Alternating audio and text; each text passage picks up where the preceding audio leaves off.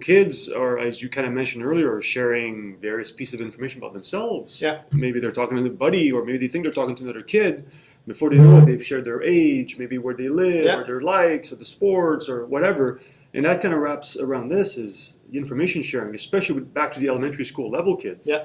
I think there's some very good tips there to think about. Look, Right? I'll be the first one to tell you, in 20 years, what we consider to be secure and the steps we take Yeah. to really kind of dictate how we condition ourselves for sharing information will totally change. It already has, right? Well, it has, but it'll change from this Okay. point. Now, I want you to think about something as simple as you call a credit card company to verify something. Mm-hmm. They ask you things like, do you have a loan on something, or do you your mother's maiden name? Like those Background are stuff. the Yeah, background yeah, stuff, yeah. right? Yeah.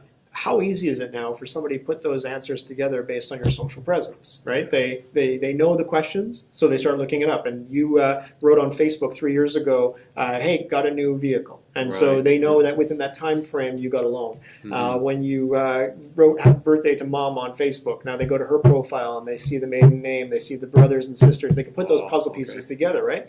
So for kids, they're going to have a harder time in the next 20 years being able to put those questions into play. So what are the things that your children can hold back on naturally? What are the things that they would never think of, but you as a parent, you can give them to think to themselves, maybe this shouldn't be the password, right? So Right. the name of your first pet, right? That shouldn't be the email name, right? Or things like those little things that just make a person think critically and analytically and going a little bit further than, well, what's the big deal? Because the big deal happens when you find out that somebody's taken a credit card in your name, or at the end of the day, there's a picture out there that you're not too happy with.